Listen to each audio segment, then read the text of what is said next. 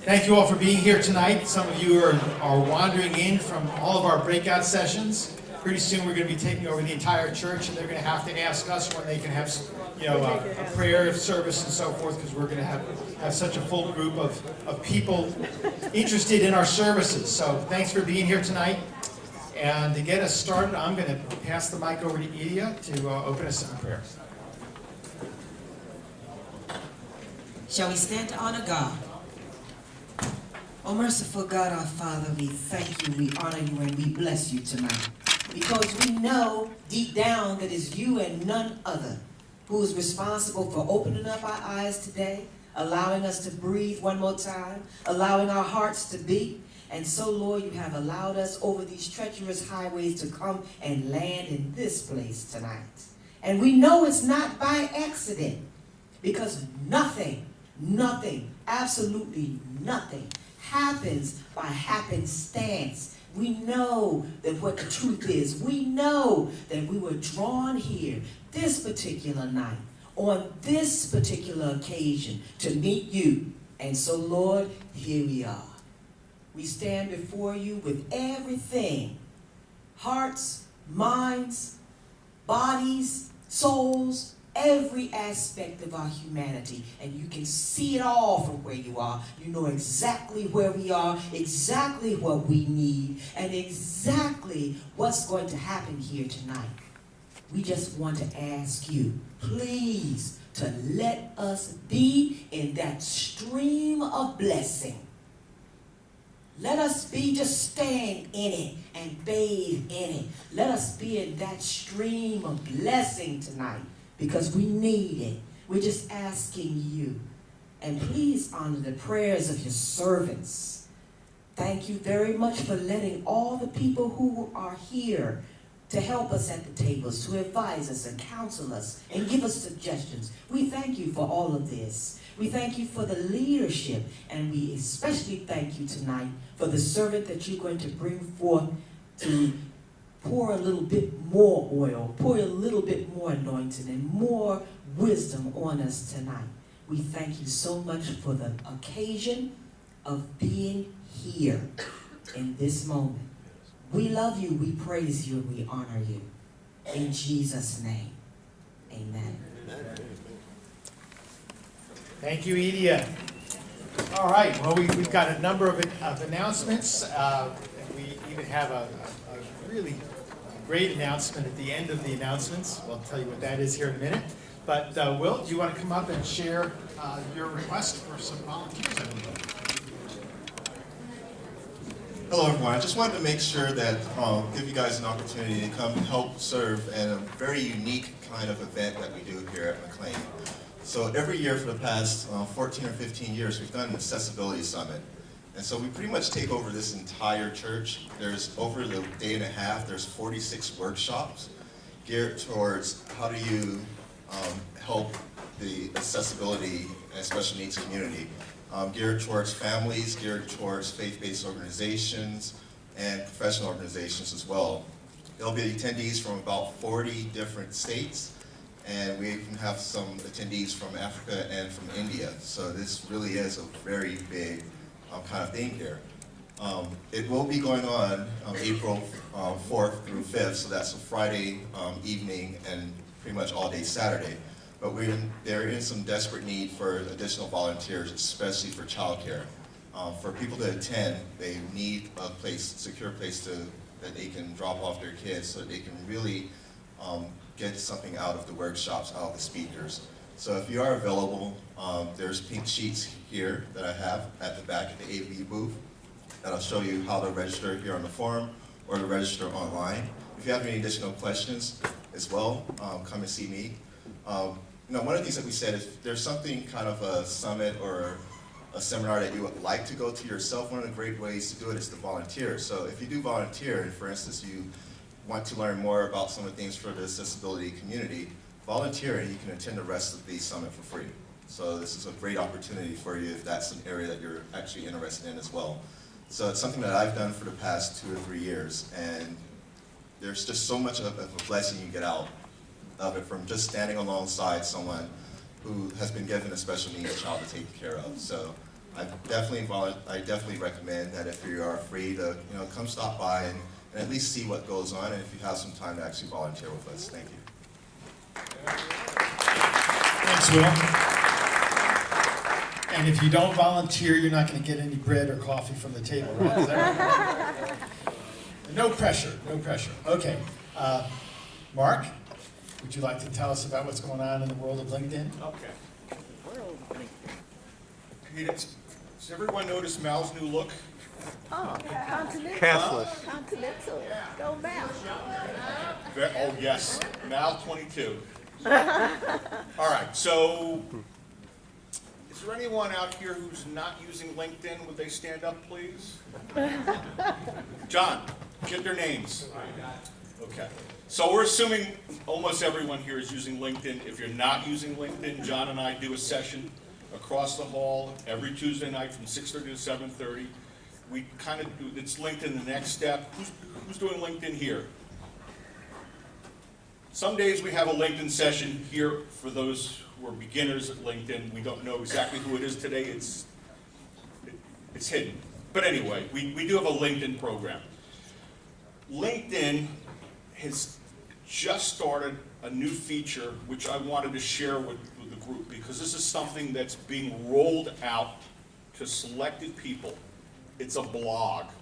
How many people here have blogs? Okay, all right.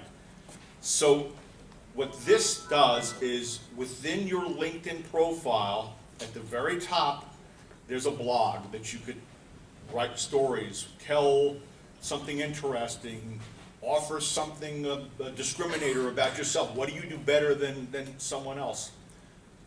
I got connected to this on Friday. I've written, I think, 6 blogs already.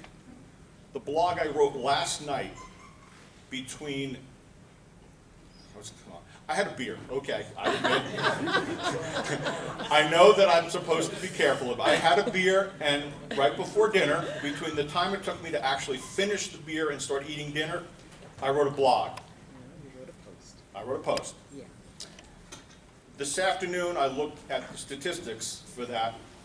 There were 23 people who viewed that blog in less than 24 hours. Okay? Wasn't that exciting. It was about Social Security numbers and identity theft. I'm sure people have better topics than that. But the point is, in 10 minutes worth of work, I wrote this blog that my mother and 5 of her friends and maybe Bob and Mal actually looked at, but that's okay. The point is, it was really simple to write this blog. So John and I, when we talk about LinkedIn, and we always talk about differentiating yourself, spending a few minutes to get connected on this blog and writing something that's topical about whatever field you're in. You're an accountant, write about the new FASB 64 regulations. If you're a human resource person, something in the world of human resources and privacy, whatever it is, it's a great opportunity. Now, the one thing I'm missing here is there's a URL that's necessary for you to apply today, because I said it's a beta test.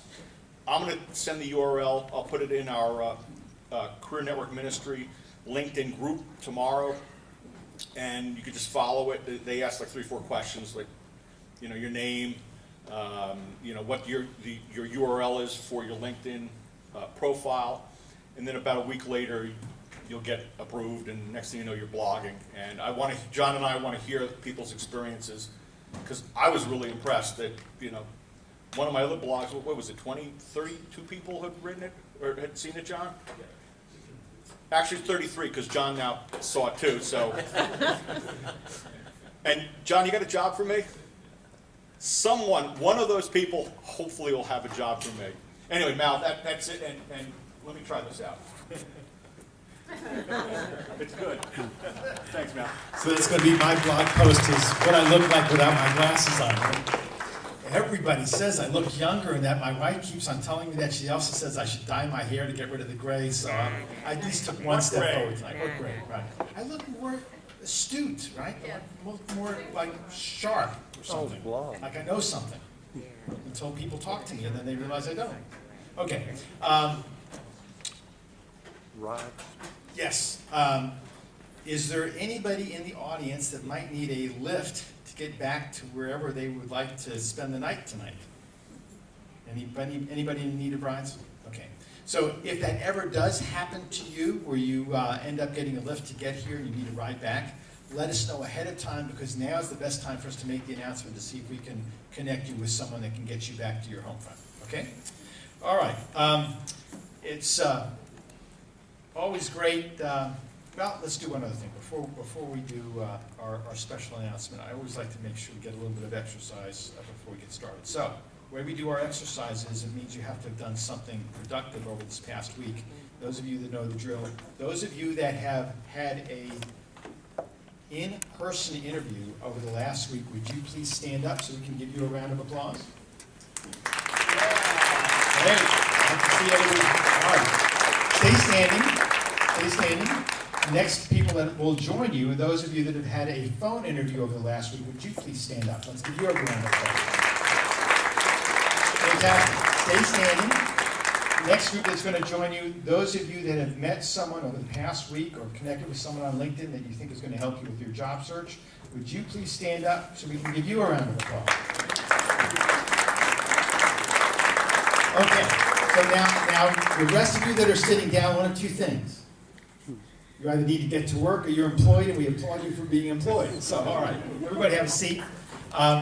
One other group that we always like to welcome with a big round of applause are those people that have braved not only the snow or sometimes the weather to get here, but are here for the first time, and we know you by the red border around your name tag. So would you please stand up so we can give you a warm welcome and thank you for being here tonight. Wonderful. All right.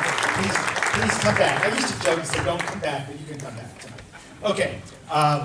Andrew, you have a victory lap to share with us. Those of you that don't understand what a victory lap means, come on up, Andrew, while I explain what a victory lap is.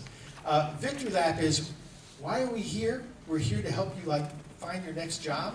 So when you find your next job, we love it when you come back and say, here's my little story, what I learned over the course of the process of finding my next opportunity. So would you give Andrew a round of applause because he is newly employed.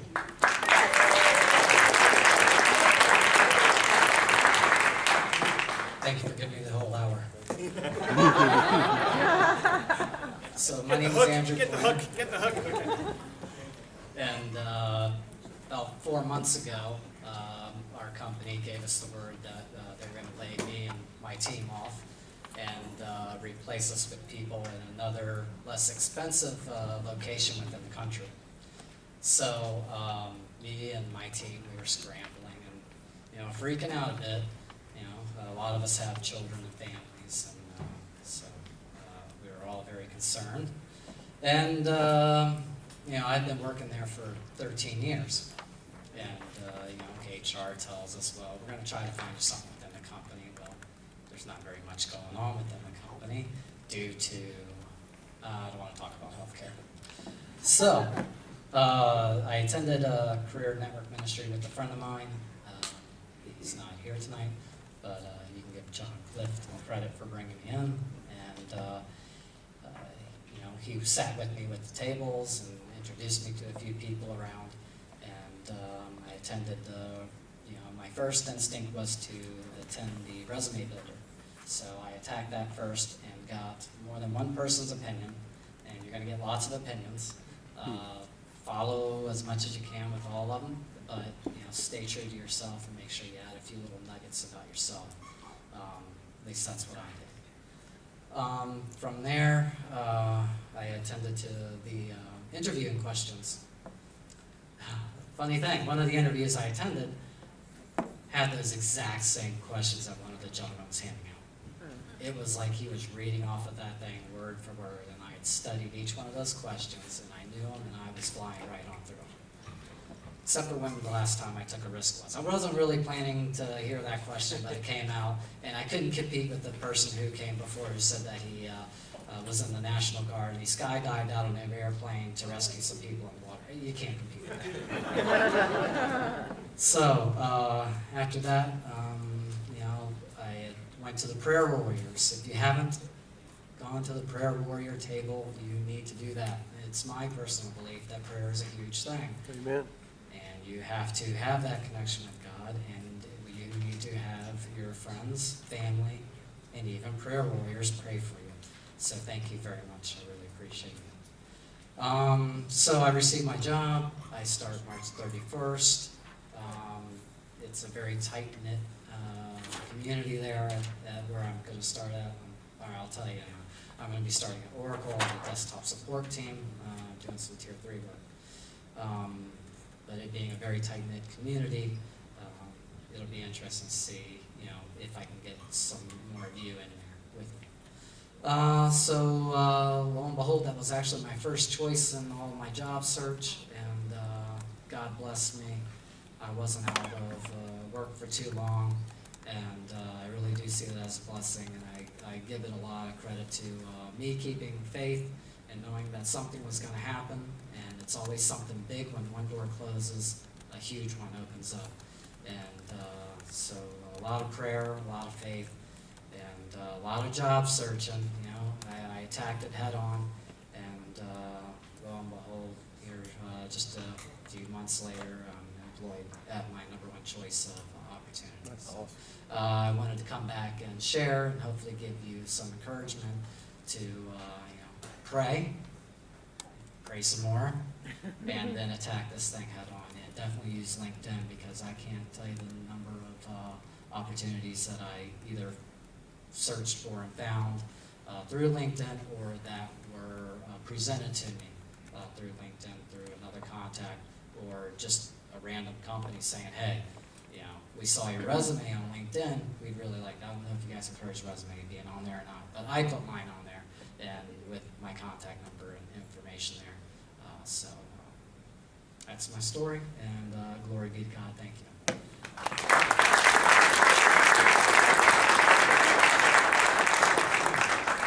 That's always the best part, when people land. And by the way, just so you know, when it comes to victory laps, we've had people that have given victory laps on getting a contract job for a few months. There's something that really is significant, because while it's wonderful that we celebrate Andrew's success, it really is about you understanding all the different ways that people end up landing their next opportunity.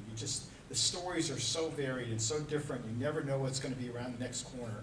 And so hearing people's experiences, I think, is very encouraging, because we just don't know what's going to happen next. And so, yes, Andrew. Yeah, you mentioned the contract job. Definitely take those contract jobs, or even temporary jobs, because they do lead to something else. One of my coworkers who is on my team, he also did exactly that. He took a temporary job and then got hired on within 2 weeks. So we encourage you to do a victory lap even for a contract opportunity, because a job's a job. Part-time, full-time. We want to encourage each other and know that there is an end to this journey to land a next new opportunity. So with that, we actually do have a presenter tonight, even though I think the weather tries to get in his way. I think the last time we were trying to get Dave here, what was it? We got snowed out, and then of course here we are thinking that now that spring has arrived, you'd presume that we would be done with snow, and of course we're not done with snow. But Dave is here, and let me get my notes here, because one of the interesting things as I look at Dave's bio that we had on the meetup group, a sense of entrepreneurship, in the sense of Dave Ramos is actually the former director of adult ministries here at McLean.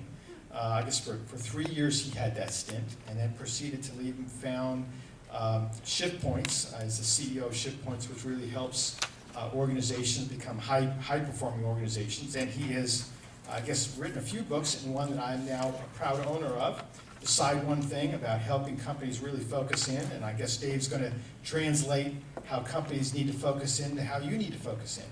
But it's with great honor and privilege that I bring up Dave Ramos to share with you his insights tonight. Dave, thank you. Thank you. Super good to be back here at Career Ministry, and you're going to flip over the sides, aren't you? I'm going to do it. They're coming. Nice to see some old friends. Don, nice to see you again. This ministry's been going on a really, really long time. Matter of fact, in the back, in the purple sweater, is Charlie Derbyshire, and Charlie was part of the group that founded this ministry when, Charlie? 14 14 years ago. And so this ministry has helped, I don't know, thousands and thousands of people in those 14 years. And it all goes back to some ministry entrepreneurs that saw a need to help people and use the platform of the church to reach those that were in their transition period in the job. And it's just super good for me to be back here at the Career Ministry. How many of you were here when I spoke on this subject called Crossing Your Jordan? Which is the next slide. How many were you here when I spoke that? It's a couple years now, and I just want to start with this, although it's not the topic that I'm going to cover tonight. So as Mal said, I spent 3 years working as the Director of Adult Ministries here at McLean Bible Church. Immediately prior to that, I spent 4 years wandering in the wilderness in a job hunt. So I know, those of you who have been in the job hunt for a while, I know what you're feeling. It was a really difficult period. Matter of fact, I wrote a book that's yet to be published called Crossing Your Jordan. I've used that as an illustration many times. And it traces the path of the Israelites from Egypt, across the Red Sea, you know the story, through the wilderness, wandering in the wilderness for how long? 40 You guys know the years. story. For it was Israelites, it was 40. For me, it was 4. Maybe just as painful. And eventually crossing the Red Sea into the Promised Land. And so maybe someday, Bob, you'll have me back and I'll go through this again for those that haven't been through it. But I just wanted to share with you that I've been through this journey, this job hunt journey. And for me, it was a really demoralizing time. I lost faith, I lost hope, I got angry. Lots of bad things happened to me in terms of my self-esteem. And it was just a downward spiral. That's why I call it the wilderness. And here's what I want to tell you about that, is that you might be wandering in the wilderness, but God's preparing you for the Promised Land. I just want you to keep thinking about that. I might be wandering in the wilderness, but God's preparing me for the Promised Land. And so as the story goes, I did eventually come onto the staff at McLean Bible Church. I served here for 3 years as the Director of Adult Ministries, and I left about 6.5 years ago to start this strategy consulting firm called Shift Points. And what I want to talk to you tonight is some of the work we've been doing. As Mal said, I've written a couple of books, one of which is called Decide One Thing. And I get teased around that a lot, but we're going to have some fun with it tonight. And it deals with the subject of differentiation. Where's David? I talked to David tonight. Not too many people use it. David and I were talking, and he said, differentiation. Well, not too many people use that word, but that's going to be a key word for us tonight. And that is, how do you differentiate yourself from all the other job seekers? Okay, because lots of people looking for jobs. And so how are you going to differentiate yourself? And then how are we going to use that differentiation to really set you on a path towards greatness? And that's the agenda today. Sound good? Okay, good. So here's the opening slide. Any military people here? Yes. Who knows what this acronym means? Bottom line up front. Bottom line up front. Bottom line up front. Or called BLUF. So this is where we're going to start. You have to be good at lots of things, but the way to win is to be great at one thing. That's the whole premise of the book. So I just saved you $10. You don't have to buy it now. You know. So you have to be good at lots of things. The way to win is to be great at one thing. So I want to, as you're out interviewing companies, I want you to ask them a question. I want you to ask them, how do you differentiate yourself from all of your competitors? You know, we do a lot of things in here about preparing to answer interview questions, but we need to be prepared to ask them. So some of you have been laid off because your company did not do so well.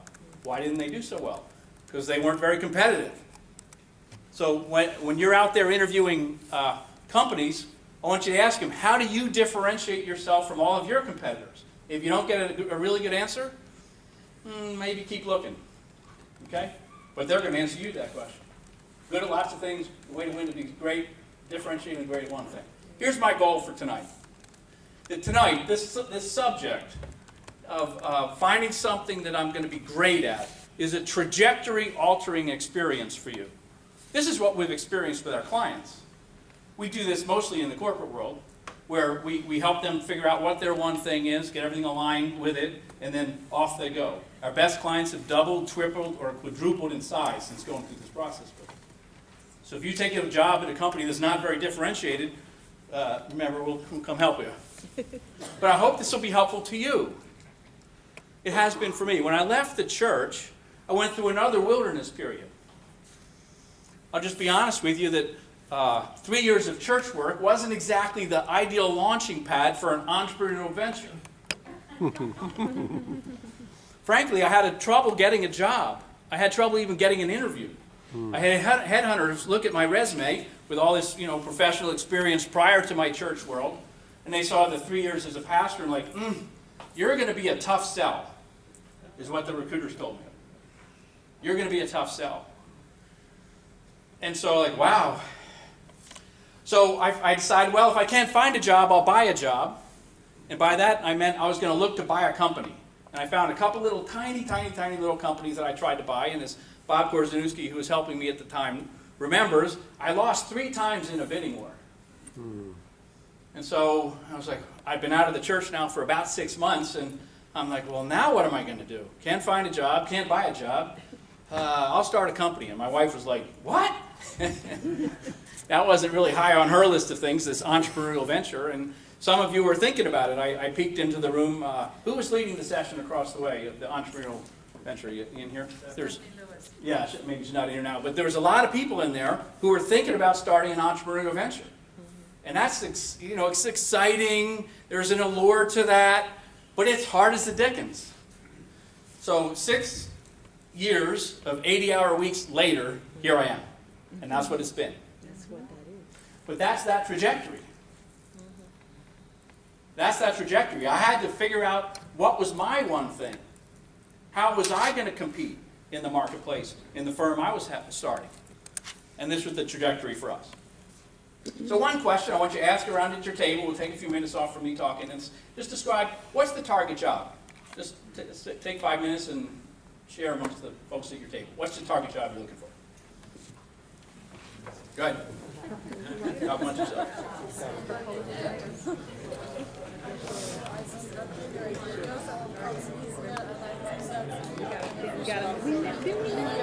We try to narrow it down, but wander away a bit. Well, we got to narrow it because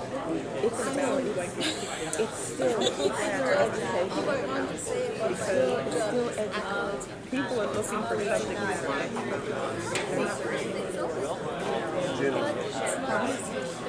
Sometimes they're looking for space, sometimes they're looking for general.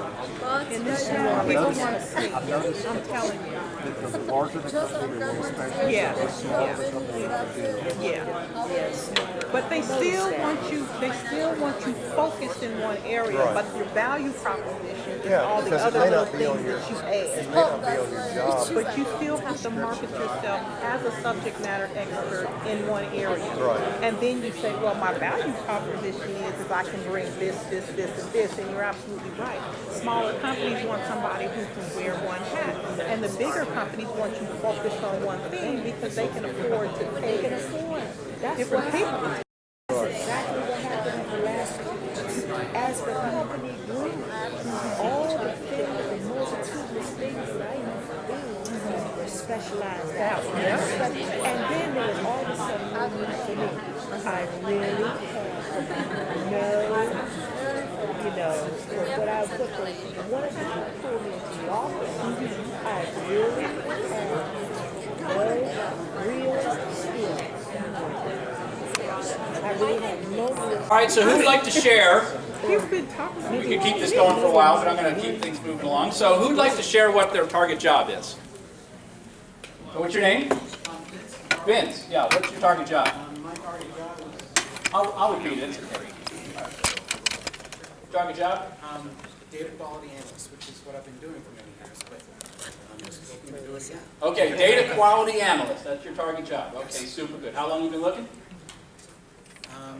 Just over a year. Okay, that's a long time. I have over 3.5 years of data quality analysis experience, so I'm a good fit for the right job. Okay, a year is a long time. Who else wants to share? Target job. Don't be shy. Nobody has a target Yeah, job. I do business development in banking compliance software. Okay, Michael, is it? Yes. Business development, banking compliance software. Anybody hiring those kinds of folks in? Gotta keep it. Sorry, it doesn't make a connection. Who wants else to share? Lead a team of continual service improvement. Okay, continuous service improvement, lead a team. So you want to manage people. Absolutely. Really? Wow, that's good. Not everybody wants to manage people. I'm an IT project manager, and I'm looking for a job where solving problems is an essential part of the job. Wow, that's good. That's good. I don't know any software teams that have problems, but hypothetically, keep us posted if you find one of those. Okay, fundraiser. This is a really interesting diversity, isn't it? A fundraiser with a museum or a gallery. I have that right? Art gallery. What was your name? Regina. Interesting. So we have a lot here. We have some more volunteers. Sales, marketing, and management. Okay, what's your name? Dan. Sales, marketing, sales management, account management. Okay. I have 22 years of pharmaceutical experience, but I don't want to go back into pharma. I'm looking for something that. Yeah, okay. Now, how many people struggled to answer that question? Where I don't know what my target job is. Really struggling. Yeah, it's hard, isn't it? Yeah. That was me. I spent 20 years in the technology business, and I was kind of like Dan. I didn't know what I did want to do. I just knew what I didn't want to do, which was go back in the technology business. Some of you in the technology business, like, nod your heads, you know what I'm saying. So you don't want to go back to where you came from. Right. So you have to reinvent yourself. Is that easy or hard? Hard as the dickens. Because you're competing against people that don't want to reinvent themselves. They're in that track. They don't want to start over. So the target job, you have to be as clear as you can possibly be on this. And you might have to be, let's say, hypothesis driven. You know what I mean by that? You might say, I think it might be this, but I don't know. My hypothesis is a good job for me might be such and such, but I don't know.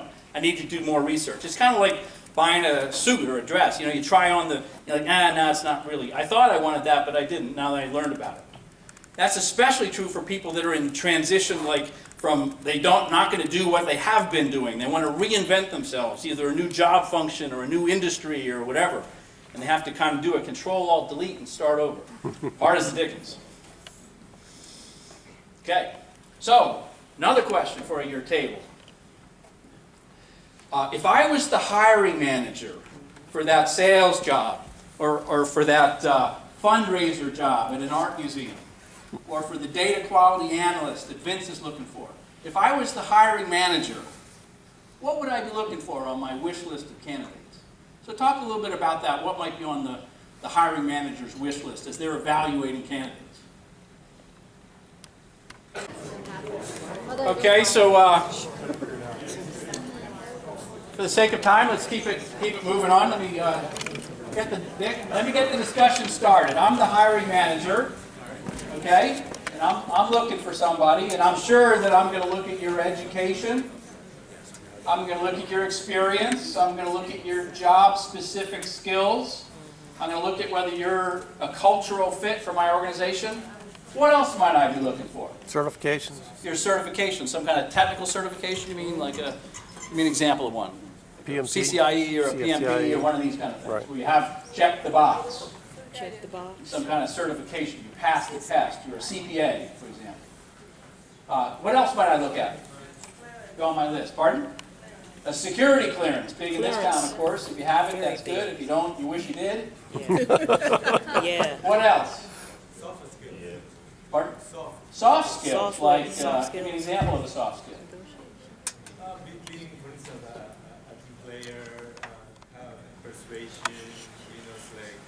No flash get point. people to work together. Yeah, Tolerance. soft skills. That's hard to really get after on a resume, isn't it? That's right. It's easy to see that someone has a certification or has a degree in something. It's really hard to see whether they're a jerk or a team player. It's really hard to figure that out in a It's resume. hard to figure that out. Yeah. Okay. What else might I be looking for? Number of years experience. Number of years of experience. What else? Languages. How many languages do you speak? Oh, that's true. Leadership and management. Leadership and management.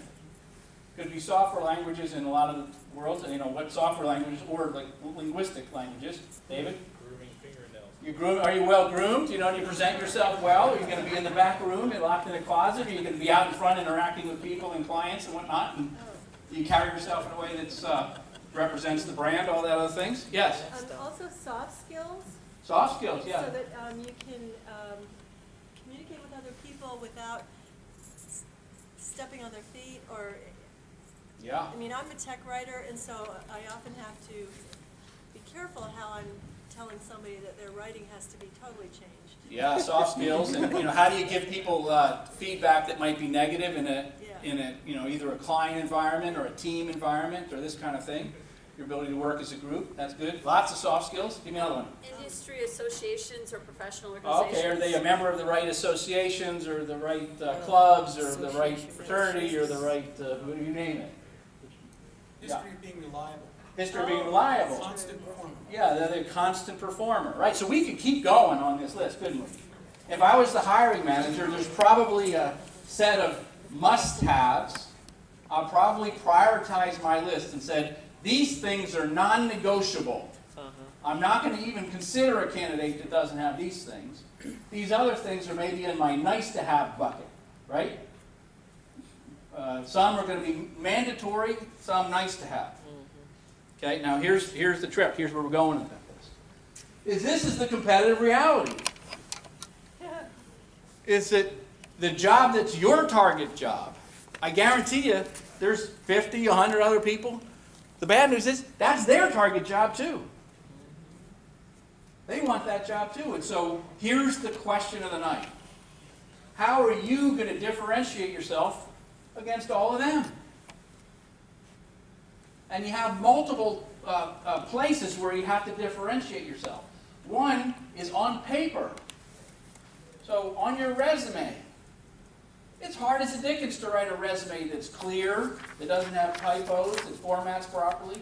It's really, really hard to write one that presents yourself in a way that's differentiated. Where the person who reads that says, wow, that's going in this file. Right? So you have to differentiate yourself right away on paper. And that's hard. Because you have to be able to write clearly, you have to be able to take who you are and codify it down into 1 page, 2 page. That's hard. Some of you got a lot of experience, you've done a lot of different things, you've got a lot of qualifications. It's hard. But then, should you get the interview, you have to be able to differentiate yourself against the other people who got the interview. And guess what? All of those people who got the interview, they checked all the boxes. The people on the resume pile that didn't get the interview, they got weeded out. Why? Because they didn't check all the boxes, or there was a typo in it, or it didn't format right, or all kinds of reasons that they get weeded out. But everybody who made it to the short list, who got an interview, or at least considered, maybe a telephone screen, they met all the requirements. So how are you going to differentiate yourself? And the answer can't be, well, I'm the same as all of them. Why should I hire you? Well, because I'm the same as them. That doesn't work. It doesn't work for companies. Why should I buy your product? Well, because we're the same as the other guy. It doesn't work. I've been doing a little work with realtors. Are there any realtors here, or people maybe considering being realtors? No, my wife's a realtor, so I kind of lived a realtor life. In Great Falls and McLean alone, there's 1,000 realtors. 1,000. So if you were a realtor, what's your name? Kyle. If Kyle was a realtor, the question for you, Kyle, is how are you going to differentiate yourself from 999 other realtors? That's just in Great Falls and McLean. That doesn't count Reston or Vienna or the rest. Well, I'm a licensed realtor. Well, so is everybody else, you see. I've been to Long and Foster training. So is 1/3 of the crowd. And this is what we have to get at. We have to differentiate ourselves. Whether you're a realtor, whether you're a data quality analyst, whether you're a fundraiser, it doesn't matter. You have to differentiate yourself. Okay? Everybody buys that, right? The question is how? Yeah, your question? Another software that is what you need Unique value proposition. You've been hanging around Bob Korzeniewski, haven't you? That's the way Bob says it. See, I was going to say it that way, but then he uses it, so I had to be different. That's why I say, what's your one thing? So how are you going to differentiate yourself from the hundreds or thousands of other candidates or whatever? Now, the Bible, like most questions in life, has an answer if we're willing to go there and look for it. You led the prayer, didn't you? Yes. Could I just hire you to pray for me on an everyday basis? That's what happened. Really? Okay. Well, Get on the list. Get on the list. Look at that long list. That was good. Inspiring. Thank you. Every time I come, it's like, wow. That was good. What does the Bible say about this issue, about differentiating yourself? First of all, this is from Hebrews, right after what chapter? Hebrews 11. What's in Hebrews 11? The faith chapter, where all the heroes of the faith. Right. So let us run with perseverance the race marked out for us. Okay? Let's focus on that last step. The race marked out for us. Not the race marked out for the other people. The race marked out for you. So John, God has a race for you. So don't worry about running His race. Run your race. And run it with perseverance, because the Christian life is easy or hard? It's hard. Both, probably. Right? It's a both and. Yes. But it can be hard. It takes perseverance, especially when you're going through the wilderness, because you can get down on yourself. I'll get you in a second, Chris. So I want to tell you a story. When I was writing the book, I did lots of research on companies, and I want to tell you one that I love the story of. What's this? A Dyson vacuum. Yeah. A DC65 to be exact. Yes. That is a killer vacuum. Yes. Okay? Now, when I was doing research on the Dyson company, here's what I learned. It took James Dyson, or I should say Sir James Dyson, Yes. 5,127 prototypes before he invented a vacuum that didn't lose suction. 5,127. That's a lot of prototypes.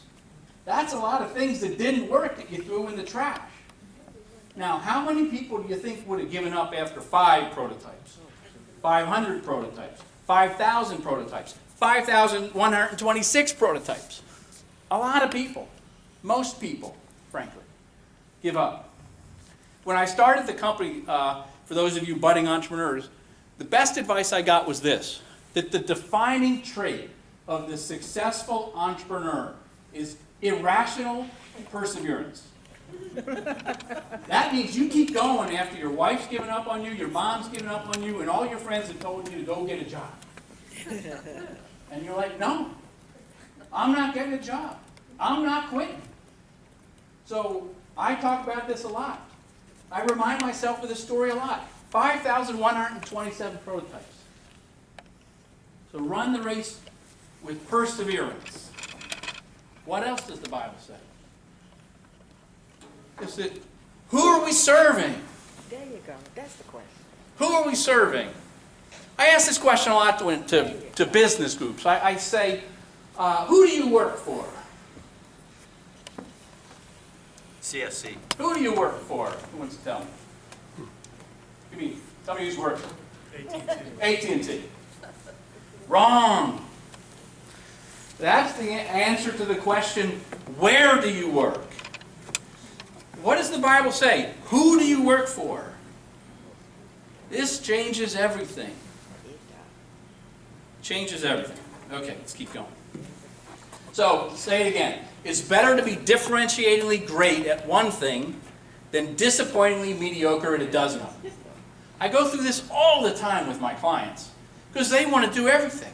They want to go after every market. They want to build every product. Oh, we could go to China, or we could do this, or we could do this internet business, or we could compete. Like, yeah, you could, but it just wouldn't be very smart.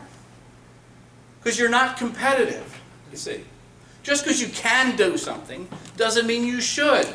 This is where wisdom comes in. Yeah. It's better to be great at one thing than be mediocre at everything. Okay, so what does it mean to be great? How do I become great? What does this mean? So that's where the handout comes in. Are there any MBAs in the room? Wow, a lot of MBAs. So you can't get out of business school without drawing at least one 2x2 matrix, so here's mine. You see? Here's mine. So on the bottom is how differentiated are you? Are you a little bit differentiated? Are you a lot differentiated? Are you the same as everybody else? Or are you unique and different? And on the vertical axis is how good are you? Some people remember the book Good to Great. It says talk about good to great. That's a nice thing. But you want to be good to great, that's something that differentiates you. Now we got something, you see. Because we're great at something that's unique. All right, so everybody understand this matrix? You following it? The differentiation level, lower, high, the performance level. And as you can see, most people are down in the lower left. They are. I see this every day with my clients. We're talking about the people who work there, and there's a whole pile of people that aren't very good. They're not motivated. They're not working hard. They're not coming in on time. They're not filling their expense reports on time. And they're driving the managers crazy. We know. Some of them, you work with them. They drive you crazy. Most people are down there. What I want to challenge you tonight, the trajectory-altering decision for you tonight is say, I want to move up there. I want to move there in the top right. I want to find something that makes me unique and different, and I'm going to be great at it. Make sense? Everybody got that? Chris, did you have a question? It's Chris, right? Twofold question. I went into an interview where there were 3 individuals, final contenders, and the first guy said, well, I haven't looked at your resume before, as he sat me down. Okay. And I felt like, why don't I just step out and come back on a different day, and then progress to the fact that they wanted me to create efficiency, and I said Oracle was the one software that I felt to be broken, and they said, well, that's interesting because we use Oracle, but that wasn't what the job description had required. So I felt like they were ill-prepared, and I might as well just throw the interview into the garbage because I had differentiated myself by saying that there was a problem, but they didn't want to hear it.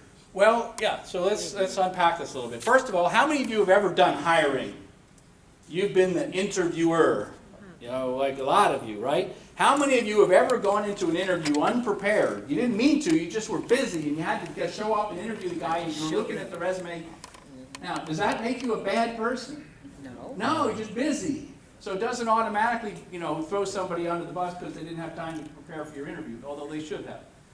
Now, the second order question is this a viable company for you? Because they're interviewing you for fit, and you're interviewing them for fit. Okay, and I don't want you to go take any job just because it's and have it be a bad job and be back in this room in 90 days. Understand? All right, so let's keep zipping along.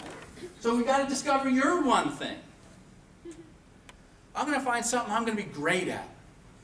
And then we're going to use that to create a competitive advantage for myself. So how do we start? Where do we start in this process? Now, I'm going to tell you a picture. Don, would you come here?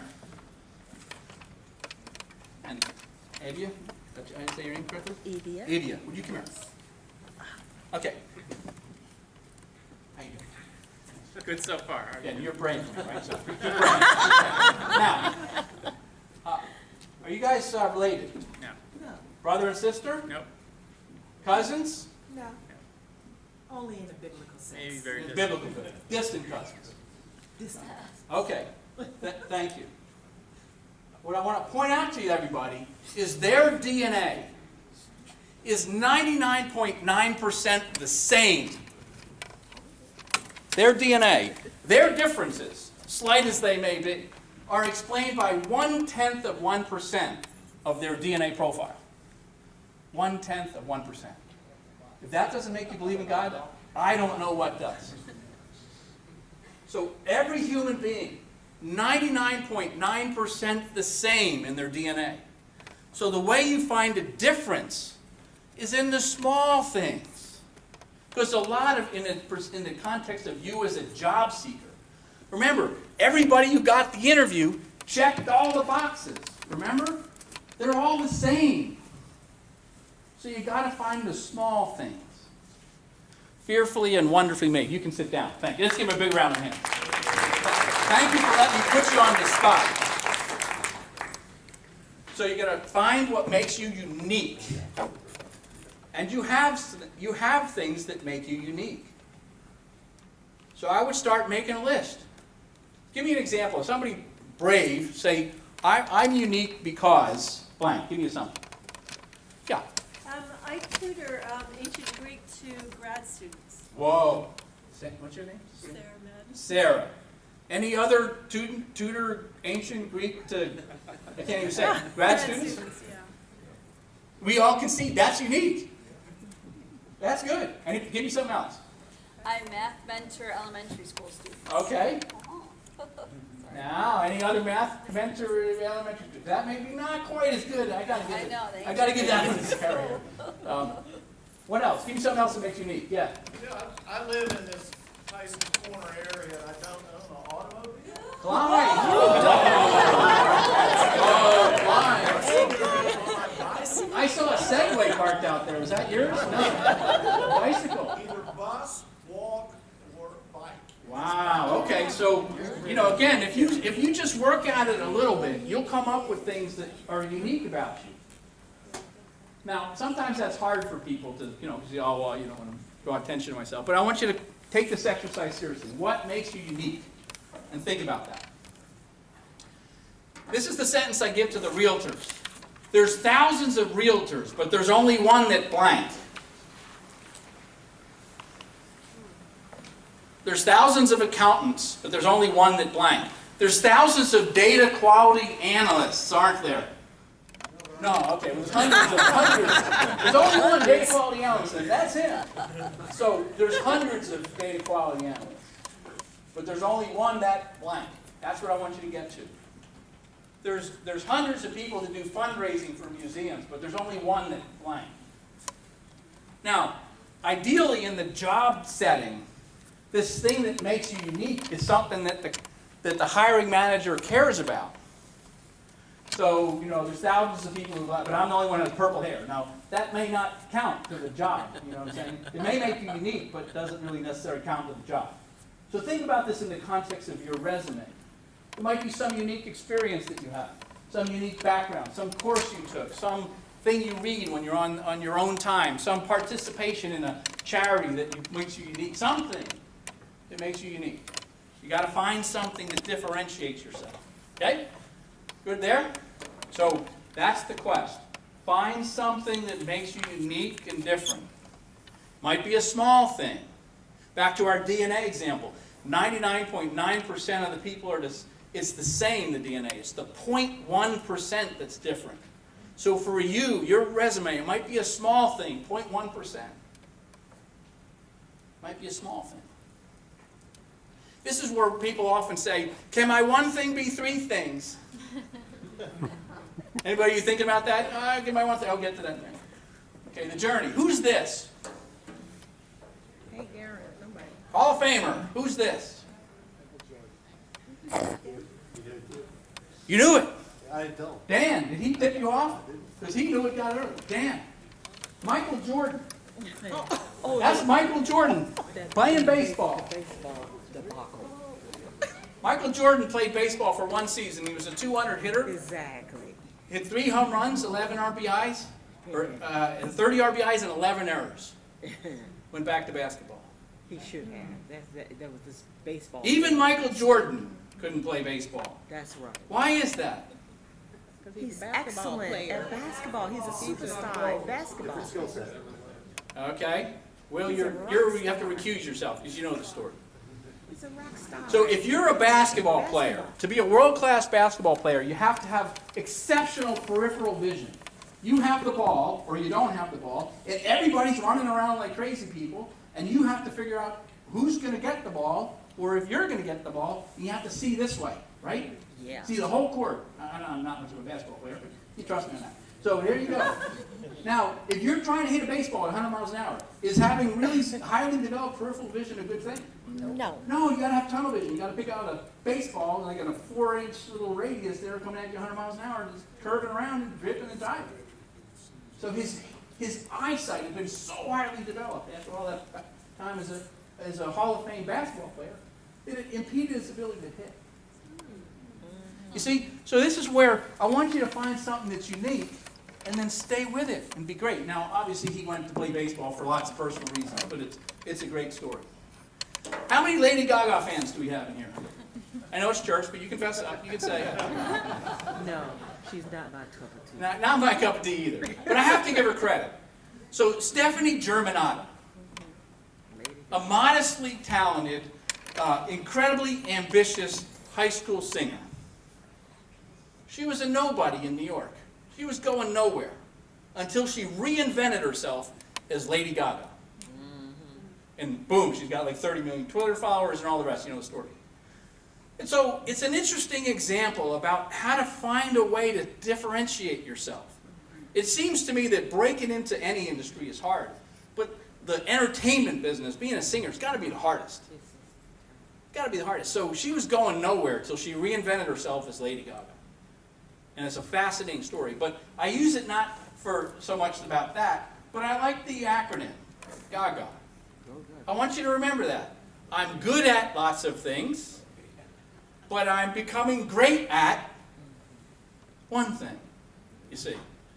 So when you're thinking about this process of finding something that's unique and then getting up in that upper right-hand quadrant where you can be great at it, I want you to think about going gaga. Okay? Right in the middle of the interview. Ah, gaga. Bad romance. Yeah, I don't even know any songs, so sorry. I'm not culturally relevant. Okay? I'm good at lots of things. I'm becoming great at one thing. Yeah?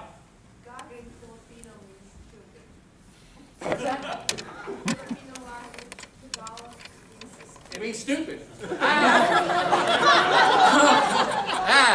Next slide, please. Next slide. Who brought that up? Okay, so in the context of this, remember this list with the hiring manager's checklist? Remember that? Okay, so education, experience, all the other things, your certifications, your languages, all that list. Okay? You have to be good at all of those. So this is the first reality check. Everything that's on that manager's hiring list, you have to be good at. You have to be able to check that box. If you don't check the box, you've got a competitive disadvantage, and you've got to figure out a way around it. Like, I had 10 criteria, and good old John here only met 9. Or I had 10 criteria, and good old Clyde here, he doesn't have a car, so he doesn't count. Because you have to have a car to work for me. Right? See what I'm saying? The hiring manager's got a checklist, and you've got to be able to check all those boxes. You've got to be at least good at all those things. But let me ask you, if I'm just good at all those things, does that get me the job? Nope. Probably not. Because you're the same as everybody else, you see. But you find this one thing. Our book. Find something to be great at. Okay, base camp. How many climbers do we have? Any like hikers, climbers, kind of people? Okay. How many of you have been to base camp? My hypothesis is that there's millions of people that are hikers. Thousands make it to base camp. So in this journey towards greatness, just making it to base camp in whatever that dimension of greatness is, you see, that differentiates you from a lot of the people who don't put in the effort. It's hard to get to base camp. You've got to train like the Dickens just to get yourself into shape that makes you to base camp. Okay, so most people, they're not willing to put in the effort. They're not focused enough. A great book by Daniel Goleman just came out called Focus, and it's about our short attention span. Ooh, let me check my text. Ooh, let me change the channel. And nobody has any attention span anymore. But you have to find it. So base camp, Everest. 3,500 people made it to the top. 200 of them died. 200 died. So 3,700 tried, 3,500 made it. So let's think about this. Millions of hikers. Thousands make it to base camp. Tens of thousands. 3,500 made it up there. Let's see. This is the journey to greatness. And most people won't pay the price. That's the good news. Because if you do, you're going to get that job. Because most of your people you're competing with won't. They won't. We know. Okay? Base camp, Everest. Base camp, Everest.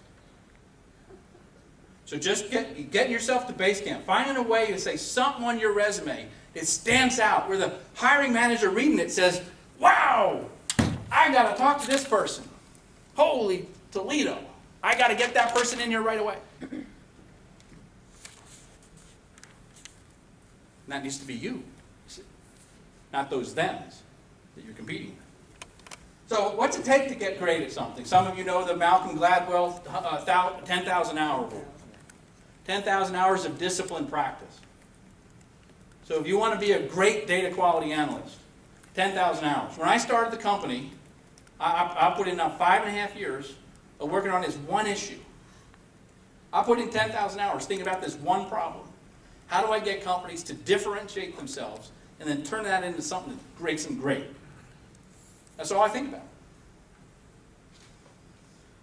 100 books. When I started the company, I literally read 100 books on this subject. This is what it takes, you see. Most of the thems interviewing for that job, they probably haven't read 1 book. 5 books. Nothing. 100 books. 100 videos. Anybody here looking for an administrative job where Microsoft Office skills are important? Okay. So, I went on YouTube and I typed in Microsoft Office, learn Microsoft Office. There's 217,000 videos that responded to that. Now, I don't know if all of them, let's say 1,000 of them are any good. So let's just say, I want to take this, try this on for size. You're interviewing for the job, and you can say to the manager, I'm working to be great, really world-class great at Microsoft Office. Matter of fact, Mr. Hiring Manager, I've watched 100 training videos on YouTube. If there's a YouTube video on Microsoft Office, I've watched it. And I have 216,900 to go. Because I'm committed to being world-class at Microsoft Office. Now, will that resonate with a hiring manager? Yes. Say yes. How many of you, you'd like, yeah, can you start like right now? This is what it takes. Because there's thousands of job seekers. Most of them aren't going to put in the work. They're not here tonight. I'm so grateful for all of you risking life and limb in the snow to come. It means a lot to me because I figured, it's just, Bob and I having coffee. I really did. So I'm grateful that you're here, and it says a lot about your discipline and your character and your work ethic and your commitment and your desire to get better. It speaks volume. Because your job-seeking competitors are home watching The Voice. You understand what I'm saying? I got this nice thing from somebody who read my book and framed it. Framed the slogan from the book. Maybe you've seen it at the bottom of the slide. Decide one thing, align everything, win. Because the second part of the model is align everything. And when we say everything, I mean everything. So if you say, I'm going to be great at this. I'm going to dedicate my life to this issue. What you're going to have to do is write this down. I'm going to have to apply the biblical principle of pruning. John 13, the best wine comes from the vines that have been aggressively pruned. Some of you wine drinkers know this to be true. This is what happens. You have to prune off the shoots. We live in a world where there's thousands of distractions. And I want you to prune them off so that you can focus on this journey towards greatness. Up in that upper right-hand quadrant. And it's going to take time. 10,000 hours, 100 books, 100 videos, whatever it takes. And I know that most people won't do it, but I know a few will. And I know that those who will, this will be a trajectory-altering thing in your life. I've seen it over and over. So, I mentioned the book. I know that many of you don't have $10 to spare to get a book, so it's free. DaveRamos.com/thankyou. That's a hidden page. You won't find it like if you just browse the site. You got to remember the DaveRamos.com/thankyou. Okay? Yeah, sure. It's good. Now, I got to tell you, the book's written for like the executive team. It's not so much this talk tonight that's more for a person It's written for a company. You understand what I'm saying? But it might be helpful to you, and maybe as you're evaluating the companies that you're interviewing with, you can figure out, or does this company have a competitive advantage that's going to keep them around? Because if they don't have a competitive advantage, guess what? They're going to go down the tubes, lay off everybody, and everybody will be back in this room. So you got to go work for somebody that's got this figured out. So daveramos.com/thank you. If you really have $10, burn a hole in your pocket. I have a few in the back. I'll sign it for you. But please, get the free one. It's all good. Okay? I'm not here to sell books. I'm here to help. It's a very easy read. So easy to read, even Freckles can do it. This was Shift Point's employee number 1. It's never more than 3 feet from me. Freckles. Yeah, he's captivated, as you can see. I'll leave you with this. We're God's workmanship. That means that you were created with a plan, a purpose, and a sense of uniqueness. You're 0.1% of your DNA that makes you unique. So if you're struggling to find out what makes you unique, remember, God designed you the way you are. Now, some of the places that you are in life are as a result of your own choices. We got to own those, okay? But you're God's workmanship, created to do great things, giving Jesus the glory. That's what it's all about, okay? And so the Victory Lap, Andrew was his name? Is he gone? He gone. Okay. Great job. Congratulations to him. He came in, did the right thing, went to the prayer table, got his resume figured out, went to LinkedIn. Mark talked about differentiation. Where'd he go? He left too. Everybody's leaving? So, Mark talked about differentiating yourself on LinkedIn. Okay, this is a great place to help you do exactly this. And I pray that God gives you Godspeed on your journey. Okay? Thank you.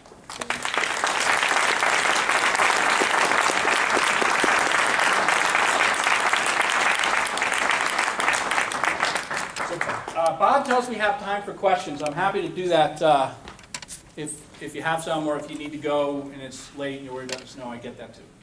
And I can run around with the microphone and hand the microphones for the question. First of all, Pastor, I love you and I love everyone, and I think that the recruiter was very rude to you when he said about 3 years. Yeah. Pastor work. I was taking some notes, and I think that I had some thoughts and a question at the end of those thoughts. Basically, I read somewhere that competition between laborers or the laboring class is bad for a country, but and especially like desperation or low wages and we spoke about differentiating, but I think I read somewhere that maybe such competition might be bad. What is good for a country is competition amongst those who employ the landowners and the job creators. Competition amongst them is better for a country, and it's not a race, especially not for the people, but it should be a frolic where they pause to smell the flowers. And the question is, wouldn't it be great if the corporations, I'm sorry if I come across as populist or incorrect, it should be, wouldn't it be great if you, with your wonderful skills and your background, have the corporations come here and the CEOs come here and ask you, hey, why doesn't anyone want to work for my company? And that way you could tell them that, hey, you guys maybe should create swimming pools in your companies and make it more. Yeah, let me address this, because there's many ways for a company to create a competitive advantage against their competitors. Many ways. In our work, we have this list of 40 we take people through to see whether one of those 40 might fit. Well, one of the 40 ways is that they differentiate themselves from their competitors based on their values. Okay, so we have some Christian examples of companies like Hobby Lobby, Chick-fil-A, Interstate Batteries. I swear, the testimony and the gospel presentation on the Interstate Battery CEO website is more clear than most of the church's websites I've seen. This guy is out there, just front and center with the gospel. Now, there's people who have different values, who also use values as their competitive differentiation, like Whole Foods or other things and whatever. But that's one of the ways. And there's actually a movement, and there's probably a conference maybe this month, called Conscious Capitalism. It's among CEOs that are kind of doing this thing. Now, it's tricky because you got shareholders, you gotta compete in the stock market too, and there's a lot of tricky. But there are companies that do that, and I would encourage you that if you want to work for a company that's like that, keep that as your focus. There are companies that's their thing. Other questions? Yeah. Hey, what is your one thing, and how did you decide to go with it? Yeah, my one thing's my one thing. That's good. No, I mean, seriously, my one thing is helping people figure this out. Okay, I love doing it. I love doing it with companies. I love helping churches do it. I do it with ministries. I do it with all kinds of people because you have to get it right. If you don't get it right, it can be a horrible place to work because the instructions and the messaging from the top is confusing and dysfunctional. How many of you work for a company like that? Right, where it's confused. I call them Strategy of the Month Club, where every month there's a different strategy coming down. Like, will you guys just figure it out? You know what I'm saying? So I love doing that part of the work, and that's my one thing, I guess. Yeah. I'm working to be great at it. Right? I'm on that 10,000 hour, 100 books, video journey. My name is Janet Owens, and I'm actually a professional Shipley trained proposal writer, so I very much understand discriminators and win themes. Yes. I mean, that's what I'm That's what you do in expert proposal. in. Right. Absolutely. So I wanted to share with people 2 discriminators that I use, because a lot of people might be struggling with this. Well, how do I differentiate myself from other people? There's one thing that I have always used for 20 years, and it helps me to walk in and absolutely ace the job interview process, and that is called a career portfolio. I have taken 15 years of my absolute best work and put it in a portfolio, and if you go out to my LinkedIn profile, you will see it. It is my unique body of work. The things that I have done, my work in process, my work in graphics. I have a proposal toolkit. I have a toolkit that I use that lets my people know I'm a consultant. I'm letting my customer know I'm prepared. If you don't have the tools, I have them. That's super good. What's your name again? My name is Janet Owen. Janet Owen. And if you go out to my LinkedIn profile, my mentor went out there and she said, Janet, I've never seen anything like this. I've been using this for 20 years to walk in and ace the job interview process. I'm telling you, it will differentiate you from the pack. Another thing that I do, I have done, is I have demonstrated, I'm a proposal writer. So I basically wrote a proposal on how to write an award-winning proposal. It is just a 3-page document that uses all the techniques that I use to win a proposal. My win themes, my discriminators, all of those things. So when people want to hire me, I give them that because I know other people are not going to walk in and give them that. I have 2 tangible things. When I walk into an interview process, I walk in, I walk out with my unique body of work. They understand what they're going to get if they hire me through my career portfolio. The second thing is I'm demonstrating to them I know how to write an award-winning proposal. You have to hand people something tangible. And if you are a, cybersecurity or whatever you are back here, where is your white paper? Do the research. Put together something tangible so that when you leave and you interview, everybody else is going to walk out, but you're going to lay something on the table. Now, don't give them the whole approach and whole solution, but give them something that other people are not going to give them, and give them something tangible. So those are 2 things that I use that has always helped me ace the job interview process. And I'll tell you right now, I live on the wrong side of the tracks. There's a whole lot of things that I shouldn't be, places that I should never have been. But God has put me around the best, and I thank God for that. But I'm telling you, you have to do these things. And I wanted to thank you because people don't realize how important what you're talking about. Because I'm a professional resume writer as a part of proposals, and I keep telling people one thing: where is it that you can win? Find the place that you can win and focus on that one thing. People want a subject matter expert. They don't want a jack of all trades. I'm so glad that people get mad at me when I tell them this, but I know how to win. Yeah, that's good. So that's really good. I think you have a workshop session coming up that Janet's going to be teaching you on how to put those together. That's really good because it makes it tangible. This is the problem: is you're selling yourself, which is largely intangible, and so it makes it tangible, and you can touch it, feel it. Other questions? Okay. Yes, you talked about the one thing, which seems closely related to the idea of the core competency. So I was just wondering how you would, compare and contrast your one thing with the core competency. Yes, that's a great question. So there's lots of people that have been trying to get at this issue. So people have called it the core competence, called it your brand promise. People have called it your hedgehog. Maybe Jim Collins fans remember from Good to Great and calling it the hedgehog. People have called this a lot of things. What we call it is a differentiating competitive advantage. And here's why we use those words. Is that it's in the competitive context, okay? So in order for it to be a competitive advantage, you have to be great at it. It has to come out of your core competence. It flows from your core competence. But the differentiating comes from the idea is you have to be able to translate that into a unique selling proposition or a unique value proposition. So it's kind of like the blend of those ideas. This is what I'm great at, and here's the, so what? What does that mean for you? And so if it's just a core competence, you didn't translate that into a benefit for the person hiring you, or for as a company, for the people buying your products.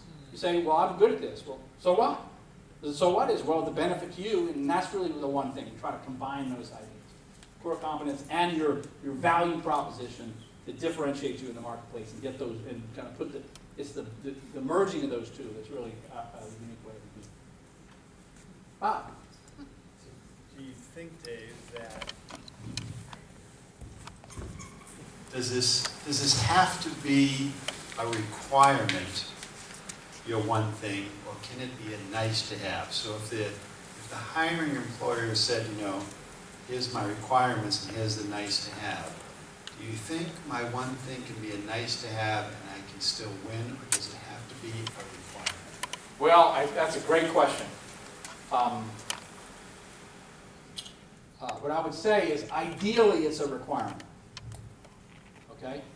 Because if I'm shopping for anything, shopping for a car, I've got a list of requirements, so I've got a list of requirements.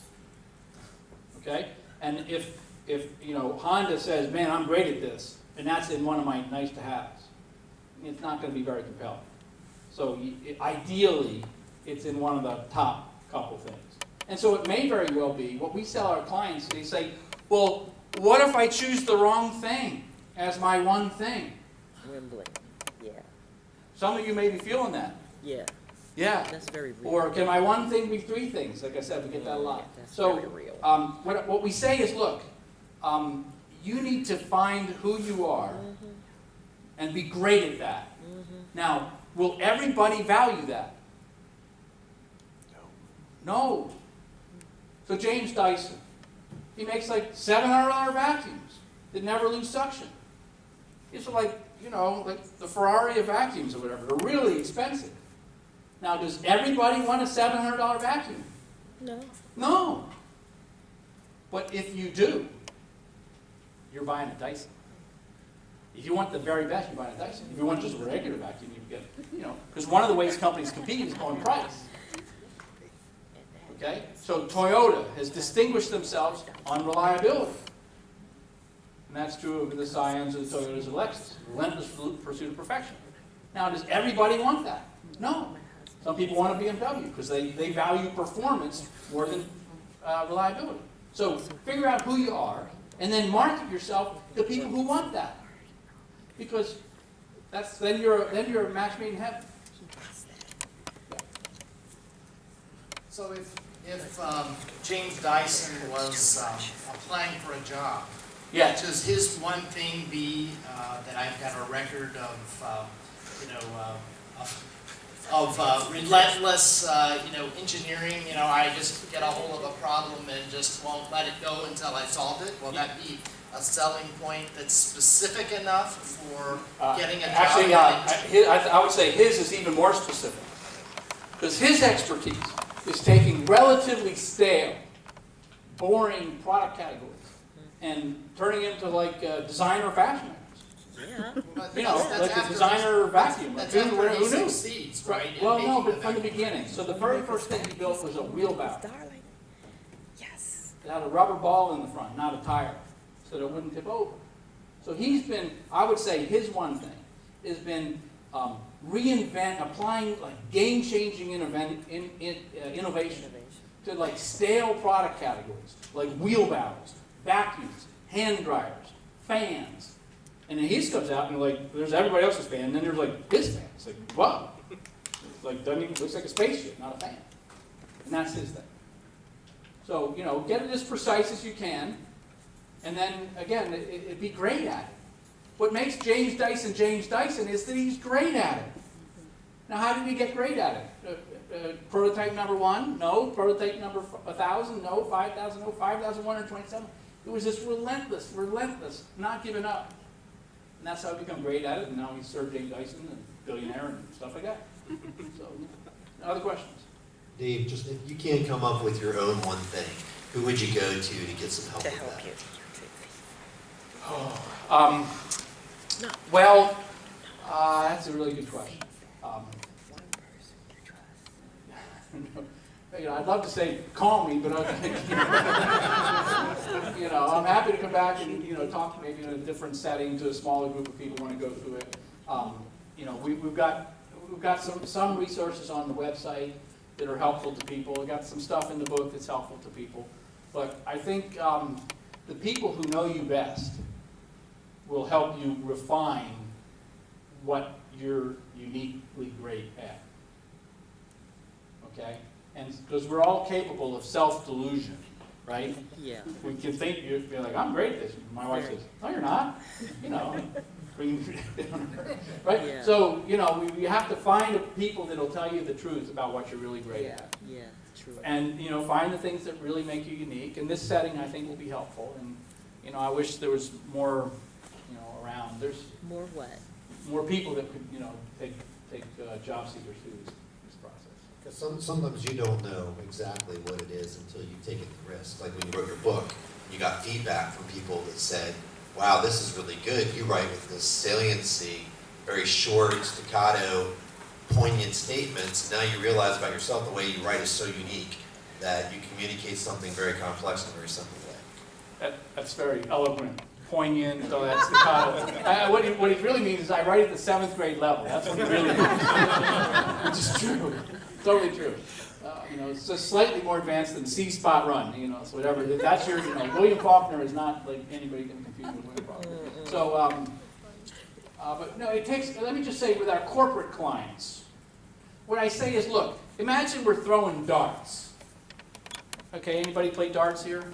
Okay, your first time you throw it, you're just trying not to hit the drywall and make an embarrassment of yourself. You know what I'm saying? You're just trying to hit the board somewhere. So I want you to, think like a software company, like version 1, version 2, version 3, version 4, version 5.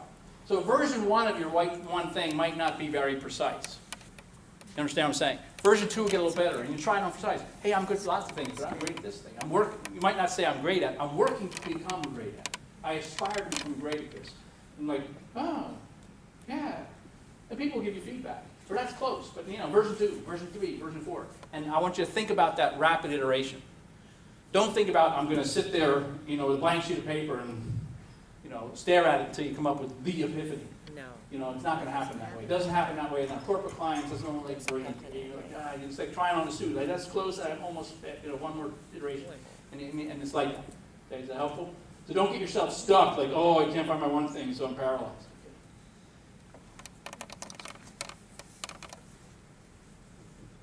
I'm guessing we could see a difference between the thing we're best at today and the thing we have a passion to be great at. Yeah, so I had a client that said this very well.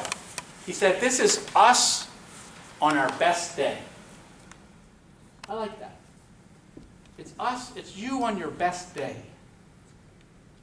You may not do it every day that well. You may not be great every day, you fumble the ball, whatever, you screw up the project, whatever happens.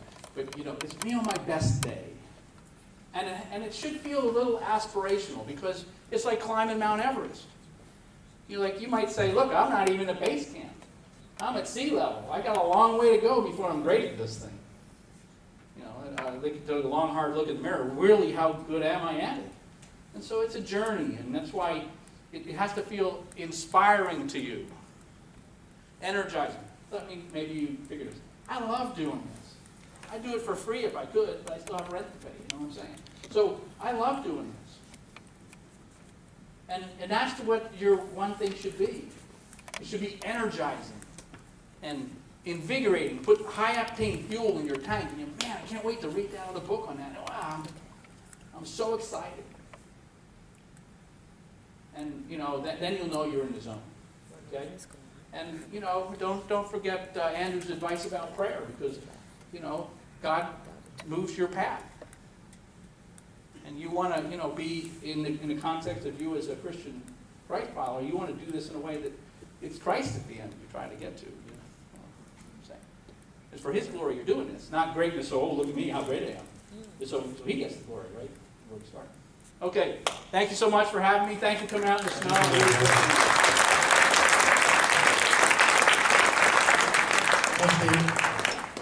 Well, one thing I think that's interesting about this whole thing about finding the one thing is a great source. I think Willie asked the question, how do you find the one thing?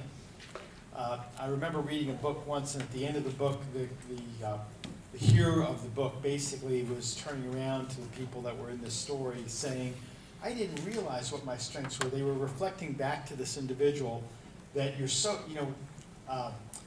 now that I am perceived as being younger without my glasses, I won't tell you my real age, but I've actually lived with myself for a while, so I'm used to who I am, right?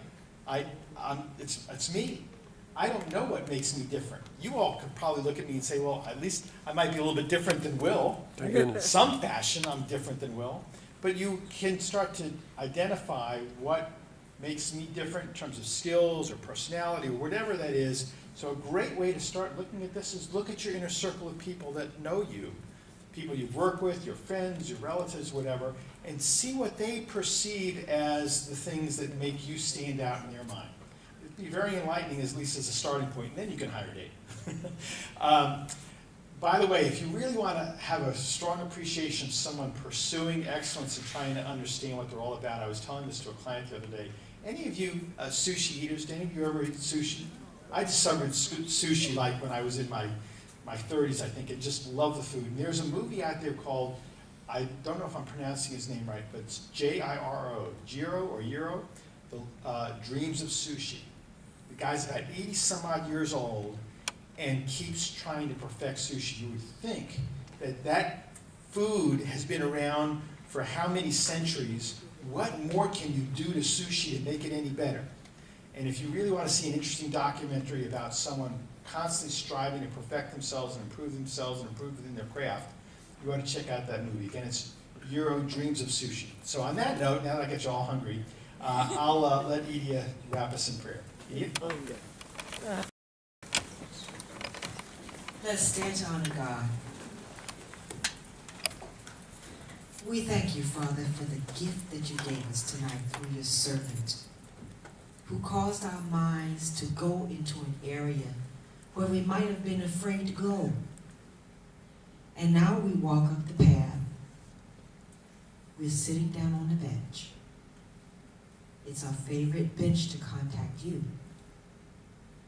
We'd like to ask you something this week as you work with our hearts and mind and mold us into the image that you want us to be in order to serve you best. That you would let us know something. We're seeking We're quiet. We're waiting. Please direct us this week. Please lead our minds this week. Please bless us with your presence. We just want to be awed with your presence. And in that sacred moment, whisper. We're looking for the whisper about what it is you sent us to the earth to do. We want to ask you this. Who did you send us here to the earth to serve? That's what we're going to ask you. And we're going to thank you for the answer already.